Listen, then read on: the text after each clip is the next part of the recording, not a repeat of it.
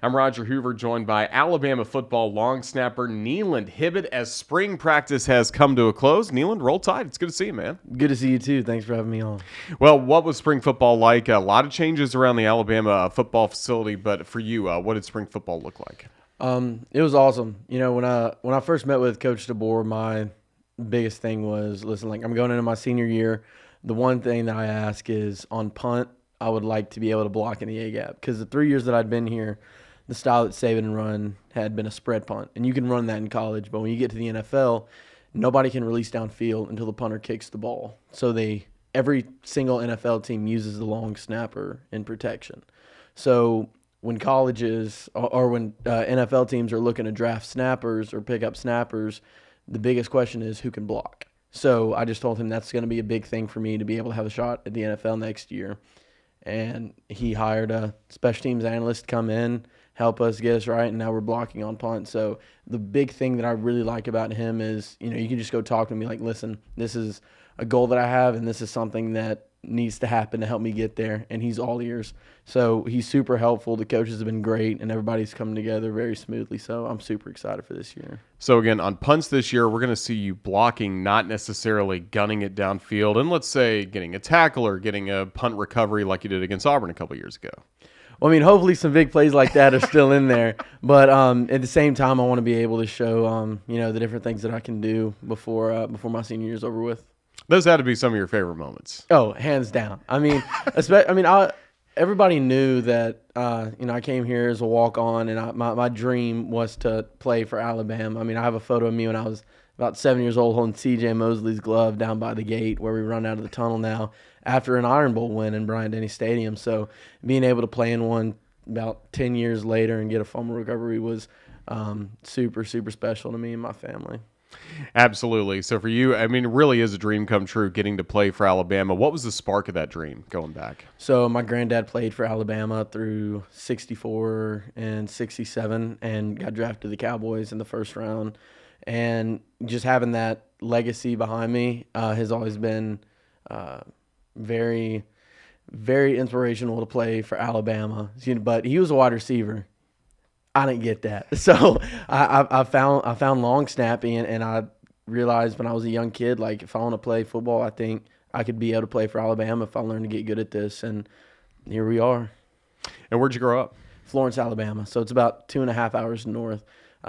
Not too close campus, not too far away, but perfect distance. What'd you like about your hometown? I like the people. I like the food was really good.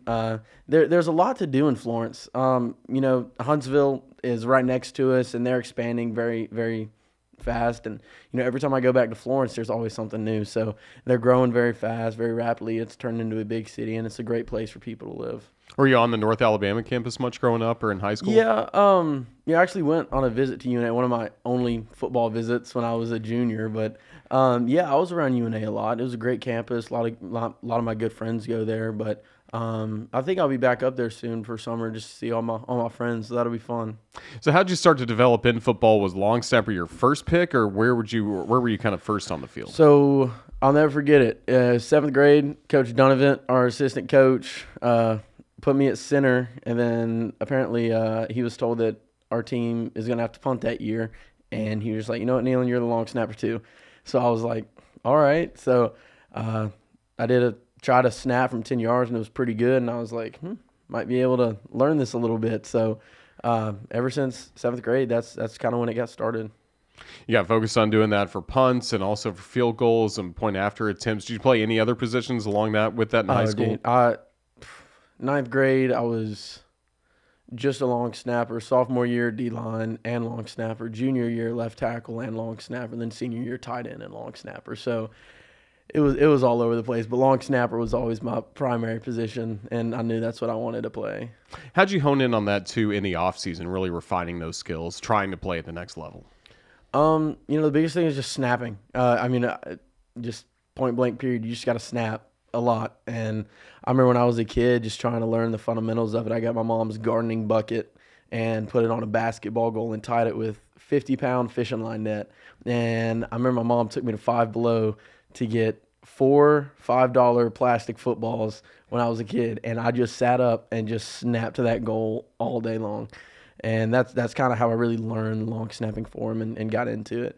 And it was always so funny because, I mean, I was just a eighth grade kid just snapping into a gardening bucket, and all my friends would be like, "What are you doing?" And I'm just like, "I don't know. I think I could do this long snapping thing." But it was always funny. But that's how I really got started at it. How many snaps a day are we talking about? Maybe 50 to 75. It was fun to me, which was the weird thing and why I really liked it so much. Like, it wasn't something in chores like, oh, I got to go snap today. Like, it was something that, like, I genuinely enjoyed and loved doing, and I still like doing it.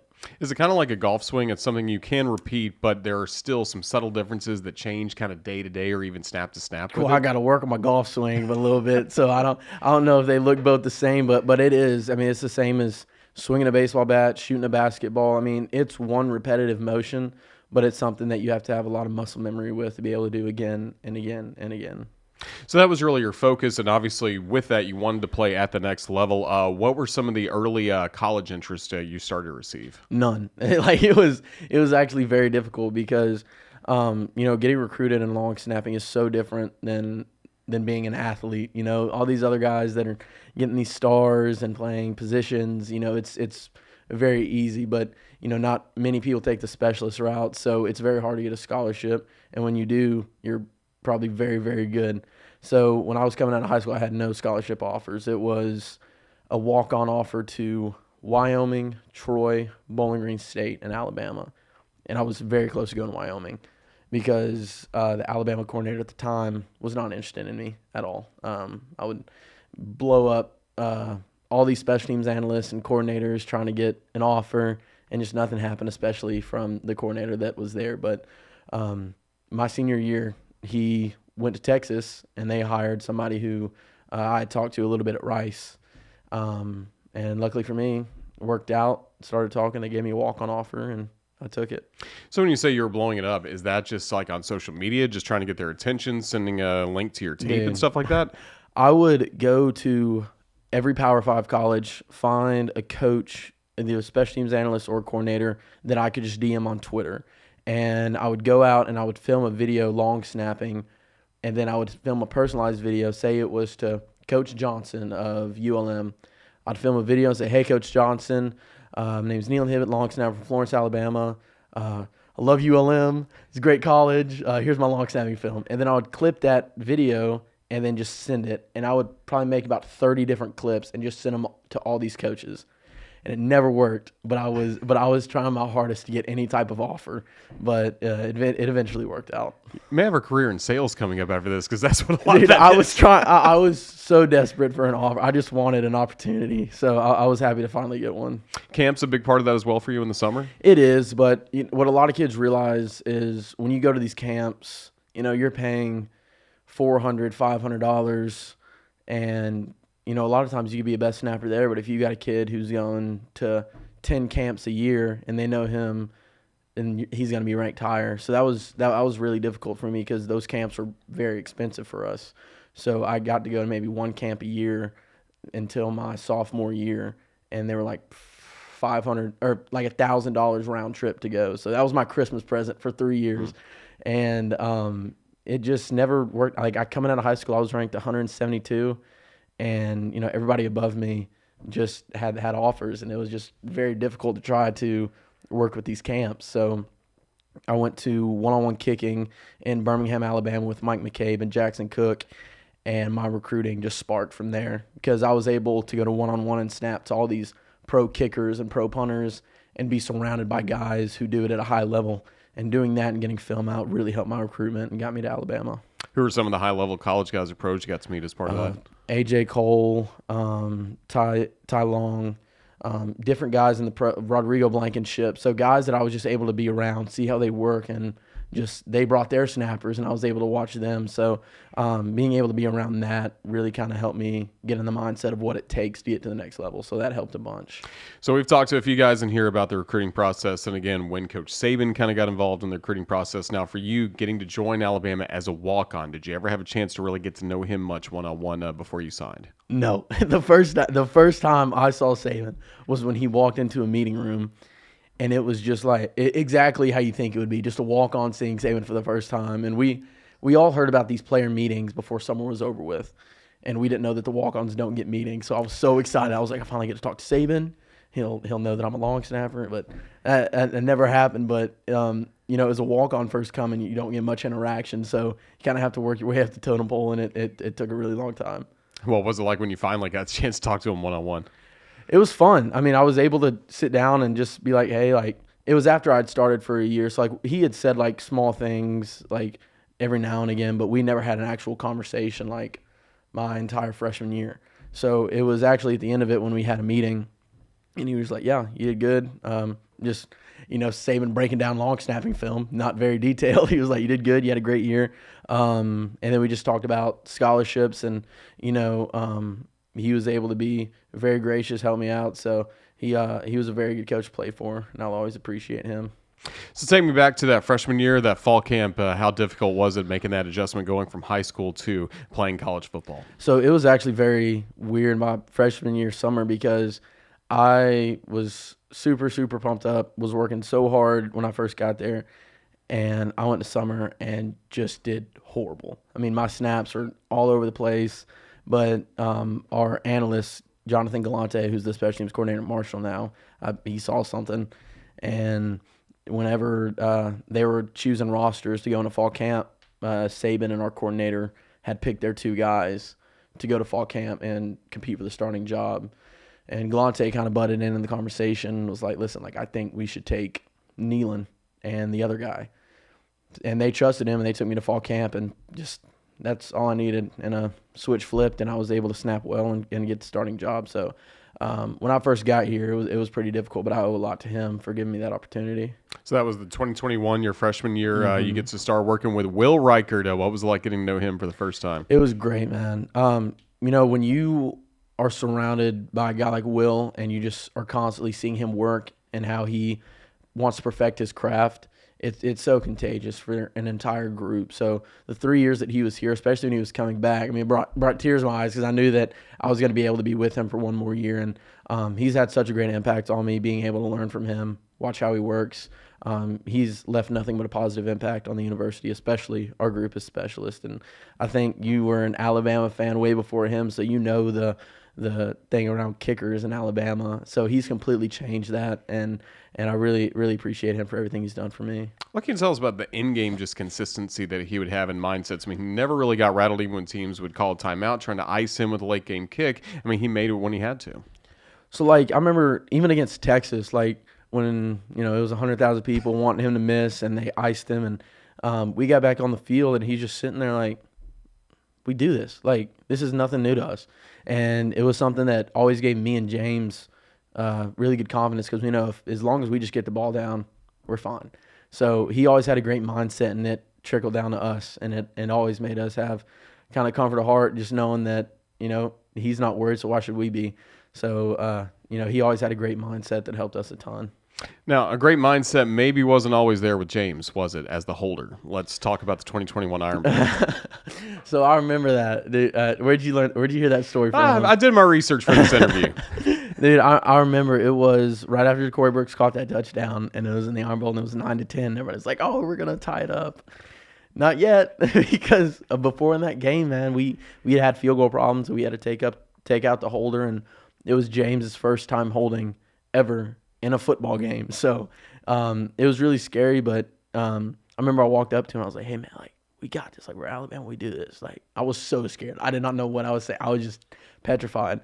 And he was scared too, but, I mean, we got it off, and it was a fun experience at the end of the day looking back at it. Game time point after. And, again, maybe not in the right headspace, but you guys got it done, though. Because, like, obviously you never go out there and you get on top of the ball and you never think, like, oh, well, what's going to happen if I snap it over his head? But, like, it's the Iron Bowl. close to beating Auburn. Like, oh, it would have been a bad situation. So and crazy things happen in that stadium. Exactly, especially with special teams. Yes. Yeah, exactly. Yeah, but I mean, we can look back at kick 6 now and say 4th and 31. So I'm okay. We're all good as Bama fans now, but it was definitely scary, but very, very fun story to tell now. Yeah, what's it like getting to work with a holder and kind of the practice? I mean, how is practice structured for you guys compared to the rest of the team? I mean, it's just the same as a pitcher catcher. Like, hey, let's go grab a bullpen. Like every time at practice, and we'll be just hanging out after a period, just like, hey, let's grab like 15 holds. So it's just more of a repetition thing and just being able to do it over and over and over again.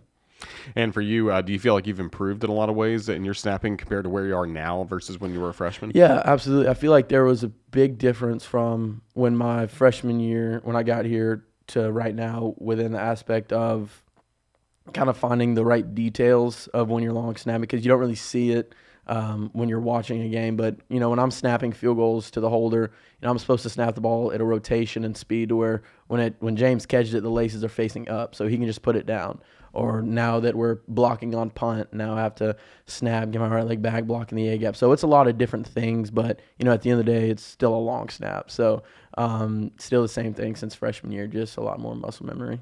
Kind of like I asked you about Will Reichard, what was it like getting to know and getting to work with James Burnip, who, again, maybe didn't grow up loving Alabama football because he didn't watch much football before he got to the United States. It's great. James, he grew up playing a sport type of football, Australian rules football, but he's been awesome, and the adjustments that he's made to get better has been amazing. So, we'll still be rugby in this year. He'll still be putting them down at the 2. So he'll have a great year, and I'm excited to watch him work because he's an extremely hard worker. Yeah, mentioning your punt coverage before, there was that close call against Mississippi State. Walk us through that play first, and then we'll talk about the 2022 Iron Bowl. Well, I ran down the field, and the guy dropped it, and the ball was in front of me. And obviously not the best athlete, so I couldn't get it for some reason. And it just popped out of my hands, and Jalen Moody got it. At the end of the day, we got the fumble, so I was happy.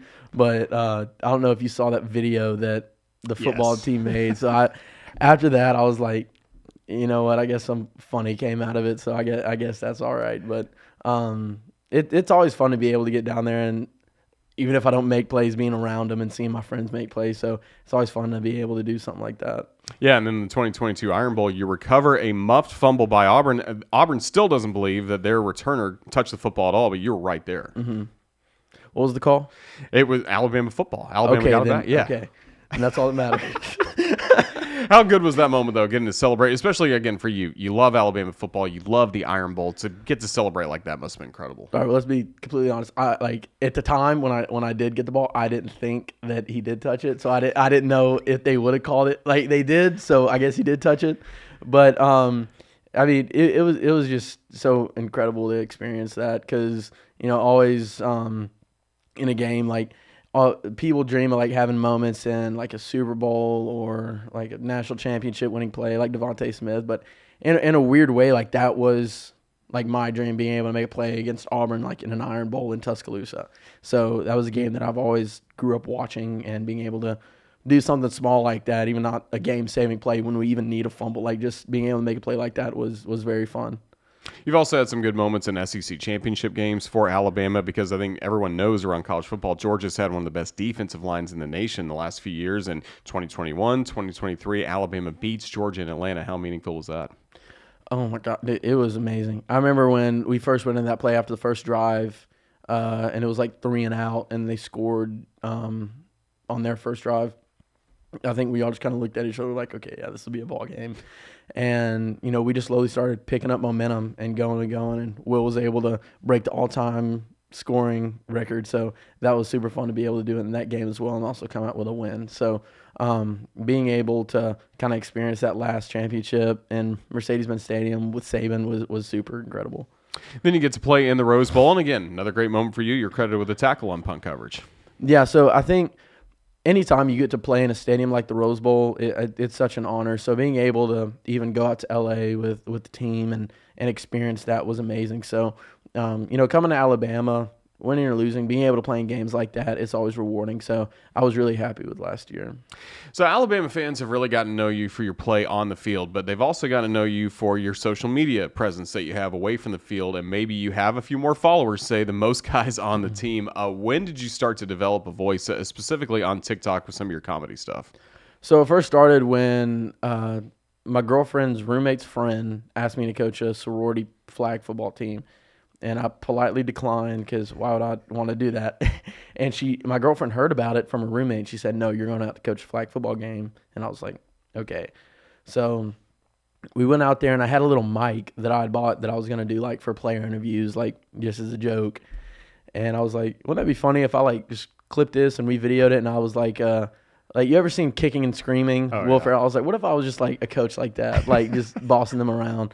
Because I got 3 sisters, so I mean, I've always been like the witty, like making fun, like just doing stuff like that. And I posted the video, and the next day it had like 1 million views and 200,000 likes, and I was like, maybe people like this character. So I started posting videos, was able to get some NIL deals, and then donate a portion of that to charities and foundations that I'm passionate about. So being able to do TikTok has helped a lot of my outreach, kind of be known off the field, but also do well with NIL. How much have you enjoyed getting to be part of this new NIL era again? It's why we have this studio here at Bryant-Denny Stadium. I mean, it really is a different day and age for student athletes. It's great. I think it's turned into people being able to actually benefit off their name. And, I think that'd been a long time coming in college football. Shout out Reggie Bush getting his Heisman back. So being able to do that, actually use your name to be able to help organizations, people, and even yourself when you're a college athlete and you can't have a full-time job. So being able to have a little extra money helps. Who are some of the organizations you're passionate about you trying to get money to? Concussion Legacy Foundation. So my grandfather has CTE from when he played at Alabama and in the NFL, and giving money to CTE research to find a cure, help a cause, really means a lot to me. So being able to do that through NIL has helped a bunch. That's certainly good. And then music as well. You've been active playing some in Tuscaloosa. Heck yeah, man. I'd always enjoyed playing music back in Florence. I play at restaurants and hotels for just side hustles, and got here and started doing that at a couple restaurants. And then one of my freshman year summer roommate, Jonathan Bennett, who was a running back, he's graduated now, told me that he was a drummer. And I was like, shoot, man, let's find a guitar player and a bass player. Let's get a little band together, start playing at some bars. And we did, and they've been great. So we've played at like Innisfree, Moe's, Rabbit Hole, just little bars like that, and it's been a lot of fun. So I imagine with all of that, you've got to be pretty recognizable when you walk around campus. Yeah. I mean, it's usually people walk by, and then you hear as you keep walking, that was the TikTok guy, and it's like, oh, I also play football, but it's kind of funny that people recognize me as the TikTok guy, and then realize that I play football. It's kind of a compliment because I don't want them to know me from football, because as a long snapper, you're not supposed to go notice, and if people do know you, that's not really good. So it's always been funny, but yeah, there's a little bit of recognition. Of course, this show is sponsored by NASCAR, Crimson Drive, driven by NASCAR, and you were one of the football players that got to go to Talladega just over a week ago and experience the Geico 500. Just walk me through that day. How cool was that experience? It was amazing, and I probably knew as much about NASCAR as the average person. Big circle, cars go fast, people have fun. So there's so much more to it when you actually go there and look at it and see how the teams work, what they have to put into the preparation, how they set up. So it's a really cool experience, but also able to see how teams work and how they get together for a common goal. So seeing how different teams worked was very interesting. But, man, those cars go fast. And it was a lot of fun to see. So, anytime I can go back to NASCAR and watch that, I definitely will, because it was an experience that I'll always remember. And how about for some of your teammates as well who maybe had never watched a NASCAR race before? Oh, I promise you, the buzz in that locker room after we came back, they're going to be going to NASCAR soon. And we saw Jalen's picture with Michael Jordan. Was he the only guy that got to talk to MJ? Absolutely, dude. So it was me, Devontae Smith, Trip Powell. And we walked up and we saw Michael Jordan, and he the guy we were with was like, hey, we got Jalen Miller on the Alabama football team. And Michael starts walking down. So obviously me and Devontae are like, okay, we're not going to push our luck. Let's step back and just let Jalen take a photo. Because, I'm not going to be the long snapper. Like, Michael, let me get a photo. Yeah, we can just let Jalen get a photo. That's okay. But Jalen got a photo with him. And then after that, we got to shake his hand. And it was super cool. So after he won, everybody was asking Jalen like how much credit do you take for his win, and it was a lot. It was really funny, but that was a really fun experience to be able to meet him and hopefully take a little bit of credit, giving him some good luck for his car winning that day. Absolutely. So you're getting ready for what'll be now your senior season with the University of Alabama. What's the summer work you're going to put in to make sure you're ready to go for the fall? I think the biggest thing is just staying consistent with snapping and working. I think many people get to the point of they can snap a good ball and, that's good. I got muscle memory. But, just repetitive working again and again and again. I think it's always going to go back to, that kid who's on the basketball court, just snap into that net, just constant work again and again and again and again. So I was kind of my mindset freshman year, like, there's always going to be somebody more talented than me, but, if somebody works harder than me, then that's always going to be my fault. And, when I was growing up here, all the long snappers that have played here had played in the NFL. So, if I'm not able to make that happen, it's on nobody else but me. So I'm really excited for the senior year, and there's going to be a lot of fun work to put in. Yeah, one long snapper I've gotten a chance to know for a long time, Carson Tinker. Have you been able to talk to him very much about what it was like when he was here and then in the NFL? So Carson actually texted me before my game against Miami, just wishing me luck, and that meant a lot to me. And, I'd known Carson Tinker for a very long time, read his book, know his story, and just the inspiration that he took from that was very inspirational, just to be able to read his story. And, I remember after I read it, I drove to his old house where he talked about a field where he would go with his two dogs and just hit golf balls, and it would just clear his mind. And after reading that in the book, I was like, I just have to go there and see. And when you step in that field, man, there's just a peace that just calms your heart, man, and it explains it perfectly in his book. So he's a great guy. He's got a great story, and I'm super happy that he got a great, successful NFL career as well. He really did. So is that going to be the next goal after you're done here at Alabama? Mm-hmm. That's the ultimate goal. Just, don't have a plan B if you're really focused on plan A, and that's plan A. So I'm excited for it. We're excited as well. Kneeland, Hibbett, it has been a blast getting to catch up with you, talk about your Alabama football career. Just best of luck with everything that's coming up. We look forward to seeing this fall. Roll Tide. Thank you. Roll Tide. Thank you.